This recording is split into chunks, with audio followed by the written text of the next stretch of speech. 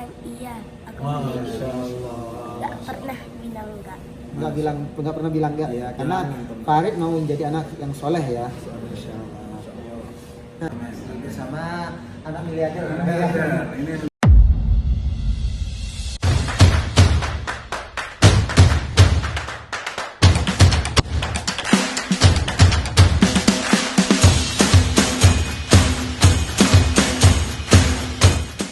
Assalamualaikum warahmatullahi wabarakatuh. Selamat datang di Bahawi Channel. Hari ini alhamdulillah cuaca di kota Jeddah, Masya Allah, tabarakallah. Dingin. Dingin banget ya. Dingin banget ya. Paling dingin ya. Assalamualaikum. Mari, apa kabar? Baik. Mari udah kelas berapa sekolahnya? Kelas 2 SD ya. Umur 8 tahun. Sekolahnya di mana? American International School. American International School. Masya Allah, tabarakallah. Berarti udah ini ya, Farid sudah belajar bermacam-macam bahasa nih kayaknya. Allah yahfadz ya Rabb. Insyaallah mudah-mudahan Farid apa cita-citanya kalau sudah besar nanti? Cita-citanya mau jadi apa? Kan sudah miliarder nih, uang udah banyak. Maunya jadi apa? Dokter. Dokter. Masya Allah. Biar bisa nyuntik mama nanti ya, merawat mama. Dokter Oh, dokter gigi. gigi. Oh, berarti ininya nanti bisa di ini. Iya. Betul. Kenapa kok mau dokter gigi? Kenapa kok nggak dokter yang lain? Hah? Karena orangnya sangat menakutkan. Insya Allah nanti kalau sudah Farid sudah umur 15 tahun nanti pemberani, insya Allah. Jadi pemberani. Hobinya Farid sendiri hobi apa? Kalau hobi? Hobi sih dulu dokter, tapi kata mama, Hobinya, iya. dulu itu polisi. Polisi.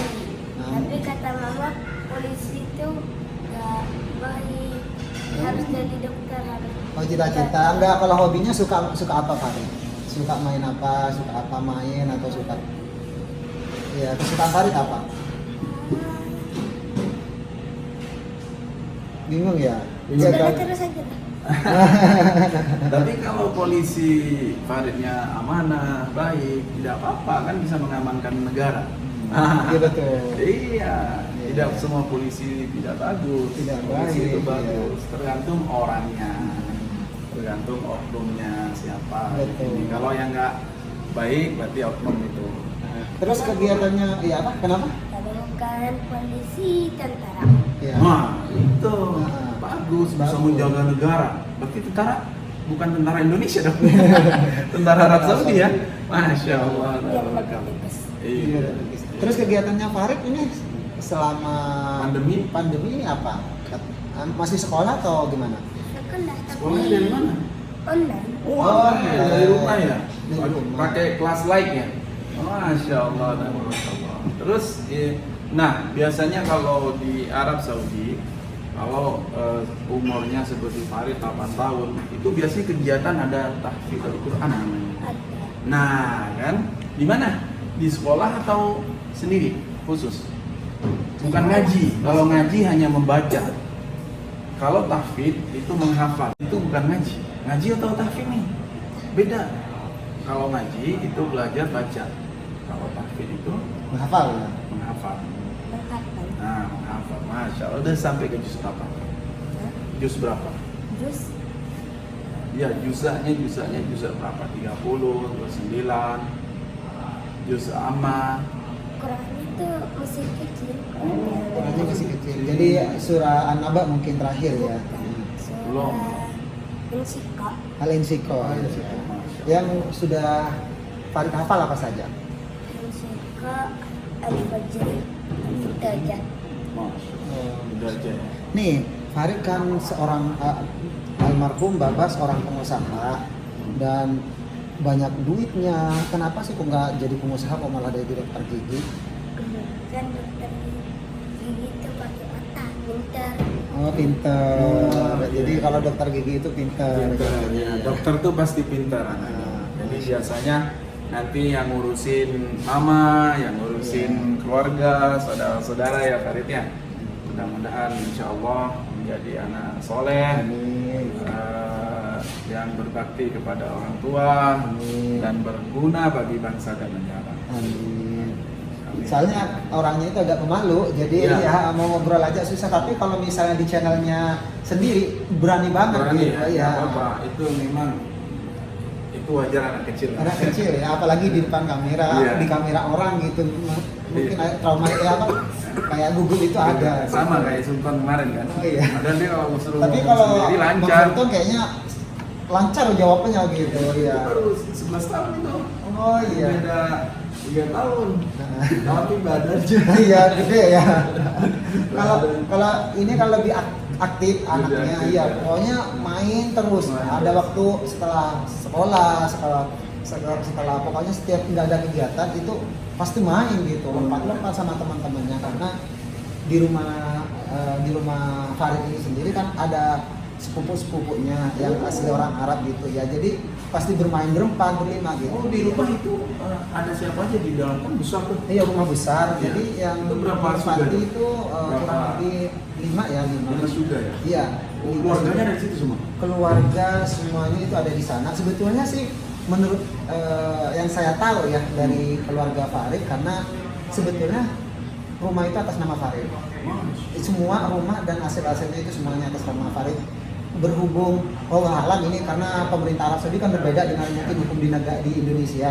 Kalau di sini kan harus nunggu dari anak ini 17 tahun. Iya, Iya. betul. Jadi intinya ada sengketa ataupun ada nanti misalnya bermasalah di warisan Nah, itu warisan. nunggu Farid dulu setelah Betul. umur 15. Karena anaknya Bukan umuran 17. saudara dari Farid itu ada sekitar 3 orang, Hmm. cowok 2 dan cewek 1. Berapa? Benar ya? Iya. 3, 4 ya. Tapi Jadi ada satu yang baby.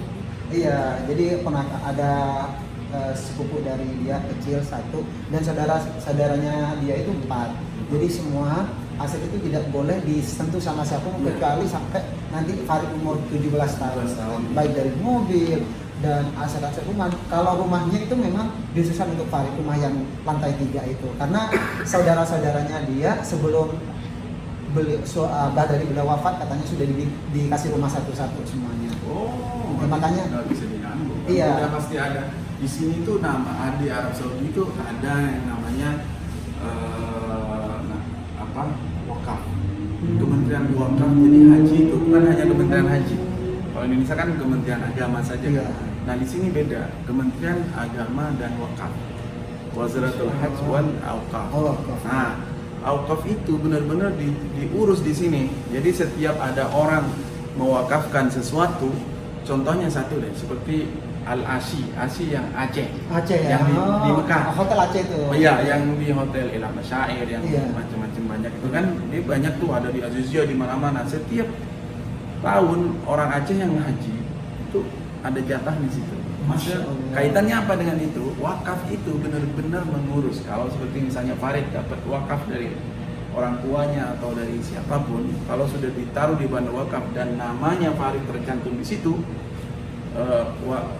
warisan namanya kalau orang sini ya, ada di warisan lah intinya. Dan situ tidak bisa diganggu gugat siapapun itu, karena badan wakaf sudah termasuk dalam lembaga kementerian di Arab Saudi. Jadi semuanya itu berhubungan dengan pemerintah ya. Berhubungan dengan Iya, pemerintah. Dan pemerintahan. pemerintah di sini benar-benar ada lembaga divisi khusus untuk mengurus itu. Kalau di Indonesia kita misalnya wakaf sesuatu, misalnya tanah mau diwakafkan untuk masjid. Nah, suatu saat nanti kalau misalnya ada keturunannya atau cucu cicit yang menggugat, bisa dibongkar masjid itu. Nah, itu di Indonesia. Beda dengan Arab Saudi. Ya, Kalau di Saudi Saudi beda. nggak bisa. Nggak bisa. Kalau sudah wakaf atas nama misalnya Farid Al siapa? Lanjawi ya. Yusuf Al-Lanjawi. Al-Lanjawi. Nah itu kalau sudah ada di situ tercantum, siapapun tidak bisa mengganggu gugat itu. Harus orangnya itu. Nah, jadi intinya di Arab Saudi itu jangan takut kalau misalnya ada punya warisan atau ahli wakaf. Karena warisannya itu diberikan kepada anak-anaknya ya, mungkin bukan ibu ya. Keturunan. Keturunannya. Yang pertama biasanya kalau sama-sama orang nasionalitinya Saudi ke istri dulu. Ke istri dulu. Nah, baru nanti lari ke anak. Betul banget. Jadi kemarin sempat saya ngobrol-ngobrol, bincang-bincang sama Umi dari beliau, ternyata memang kalau misalnya ada pembagian harta warisan sedikit apapun, kalau tanpa tanda tangan ibu dari Farid ini semuanya tidak akan kebagian gitu, karena ibunya dari Farid ini masih istri dari babahnya itu. Nah itu nih, itu menarik nih kita bahas nih. Jadi intinya kalau saran dari kita berdua ya, sahabat salam dan Bahrawi Channel dan Farid Fafa Hasan Family ya, karena Fafa Hasan Family. Nah, kepada teman-teman khususnya perempuan ya, yang ada di Timur Tengah, yang ada di seluruh dunia manapun, kalau mau nikah harus resmi, betul, ke KJRI, betul, ke apa namanya, Kementerian, ke Dubes atau ke konjennya masing-masing yang di kota masing-masing. Di sini di Jeddah di Hai Sofa ada KJRI. Silakan kalau mau menikah melaporkan diri, usahakan dengan resmi, mau dengan orang manapun, tidak ada masalah. Karena jodoh itu tidak bisa kita atur, Allah yang atur semuanya. Tapi kita harus berusaha supaya kalau bernikah dengan orang luar itu harus secara resmi mengajukan surat-suratnya ke kedutaan Indonesia yang ada dimanapun, agar nanti kalau misalnya ada masalah bisa diproses. Nah, buktinya ini ya. Farid ini, kebayangnya kalau misalnya beliau ini tadi Umi Farid ini Anjawi ini tidak memproses sistem pernikahan itu ke dalam pemerintahan, hilang semua aset dan semuanya termasuk keluarganya mungkin ya, karena ini masih atas nama Arab Saudi ya, anak dari Arab, keluarga Arab gitu.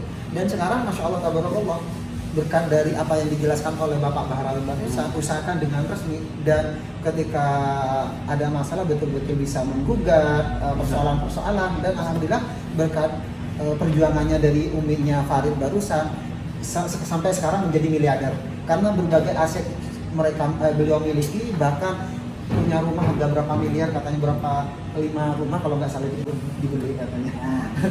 Karena sebelum abah dari Farid meninggal ada pesan untuk dibangun rumah, usahakan kasih tempat yang layak untuk semua keluarga dari. Sampai saat ini beliau di Madura saja itu kurang lebih punya 5 rumah yang mau nempati gitu. Iya. Mudah-mudahan Farid jadi anak soleh, anak yang baik. Amin. Dan satu harus dijaga, uminya harus baik-baik, karena tidak ada lain. Kalau anak laki-laki itu memang wajib 100% bertanggung jawab kepada orang tua. Harus tanggung jawab jadi anak soleh, berbakti kepada orang tua, karena babahnya sudah tidak ada ya, jadi harus fokus kepada umi, harus jaga. Nanti kalau Farid misalnya mau nikah ataupun sudah dapat jodoh, umi harus dibawa. Dan salutnya dari Farid ini, semua keluarga itu responsibility-nya itu, tanggung jawab itu luar biasa. Jadi saudara kakak dari Farid, apapun yang dia minta, tidak ada pernah kata tidak, langsung dilayani. Mau minta apa? Ayo Farid, mau minta apa? Ayo Farid. Alam, tapi yang saya tahu dari uminya Farid, apapun yang keluar dari Farid selama apa yang diharapkan pasti langsung dilayani. Memang di Arab itu ya, memang begitu sifatnya. Kalau sama saudara atau adik itu memang beda rasa kasih sayangnya, rasa ininya. Jadi memang benar-benar Tanggung jawab. bukan rasa tanggung jawab ya, kasih sayang namanya ya.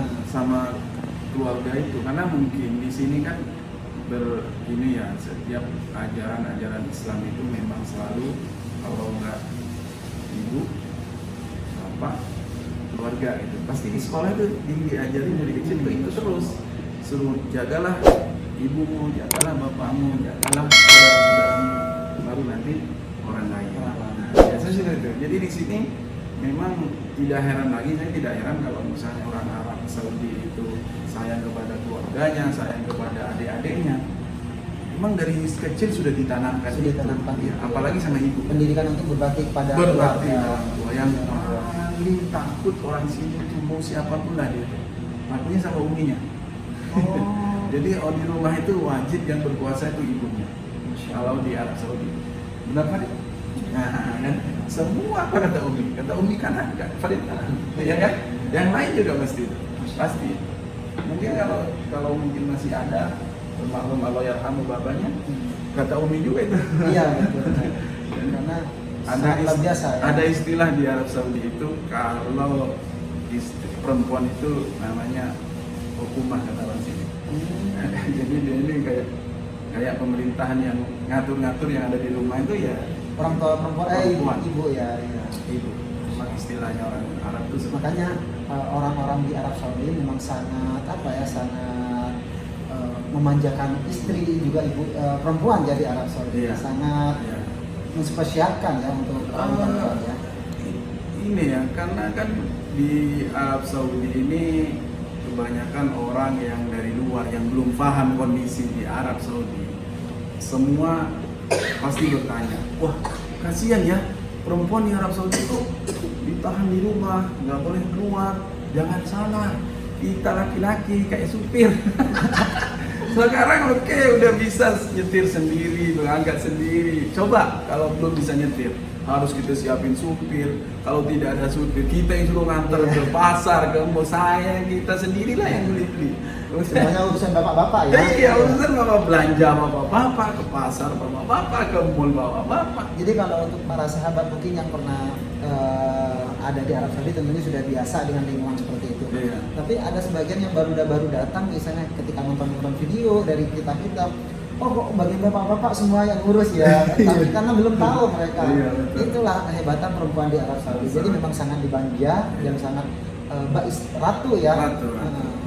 Memang itulah mungkin masuk di Islam itu begitu. Islam itu sebenarnya selalu selalu menjadikan perempuan itu sebagai ratu di dalam rumah. Memang begitu. Karena memang hukumnya di sini juga kita perempuan nggak boleh ngadu di sini, nggak boleh ngadu. Misalnya ngadu bahwa saya KDRT disiksa, diproses di hari itu juga. Ya saja jauh lah di jalan misalnya. Kalau misalnya perempuan itu diganggu atau apa, tidak, itu tanpa proses, langsung diputuskan ya. Jadi agak itu ya. Ya ekstrim di sini kalau perempuan. Jadi misalnya kalau selama tidak mengadu tidak ada masalah.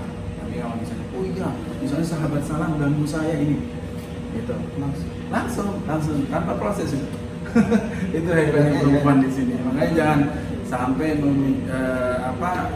dalam benak itu pikiran itu bahwa perempuan Arab Saudi disiksa atau dirugikan, KDRT tidak ada, nggak berani sekarang. Mungkin walaupun ada mungkin dari luar orang pendatang mungkin ya bisa jadi yang mungkin tidak resmi gitu ya. Ya kalau ini ya namanya rumah tangga ya pasti ada. Iya pasti ada masalah segala. Tapi kalau haknya perempuan di sini sangat dijaga dan sangat dilindungi. Betul, sangat dilindungi. Karena di Arab Saudi ini belum ada masuk yang namanya hak asasi manusia. HAM. Ya. Kalau terlalu jauh kita ngomongnya. Tapi intinya itulah gitu. Intinya itu. Jadi hak-haknya perempuan di sini sangat diprioritaskan. Sangat diprioritaskan. Makanya jangan heran ya kalau misalnya ketika ada video yang ketika kita upload di salah satu pasar dan ternyata bagian bapak-bapak yang itu ya yang berbelanja yang ngurus semuanya itu karena memang betul apa yang disampaikan Bapak Rafi barusan perempuan di Arab Saudi itu sangat dimuliakan. Dimuliakan betul. Jadi tempatnya. Makanya untuk Farid nanti mulai dari sekarang jangan pernah melawan dari orang tua. Oh harus dijaga kepada orang tua agar supaya nanti jannah. Jangan. Tujuannya apa? Kalau ditanya apa cita-citanya masuk surga. Nah, ya kan? Setelah jadi dokter, cita-citanya masuk surga. Ya. Sudah Farid? Ya kan? Ya mohon maaf ya sahabat untuk semua teman-teman subscriber dari Arawi Channel karena beliau memang kayaknya kurang welcome. Ya malu ya. Tapi kalau di depan kameranya sendiri memang actionnya luar biasa. Ya. Keluar langsung ya. Kalau aku juga makanya kalau udah besar beliin sama kalau mobil aku bilang iya aku beliin. Masya Allah. Gak pernah bilang enggak. nggak pernah bilang enggak ya, karena Jangan. Farid mau menjadi anak yang soleh ya. Nah, mungkin karena karena durasi ya. Iya, karena durasi. Sampai di sini dulu. Dan terima kasih untuk semuanya para sahabat subscriber dari Bahrawi Channel, dan untuk subscriber dari Sahabat Salam jangan lupa support channelnya Bahrawi Channel dengan klik like, subscribe, dan berikan komentar yang positif untuk beliau agar beliau tambah aktif lagi berbagi informasi seputar Arab Saudi. Alhamdulillah hari ini kita bersilaturahmi ke kediamannya Bapak Bahrawi Channel. Mudah-mudahan kedepannya lebih baik lagi berbagi informasi bersama anak miliarder. Waalaikumsalam warahmatullahi wabarakatuh.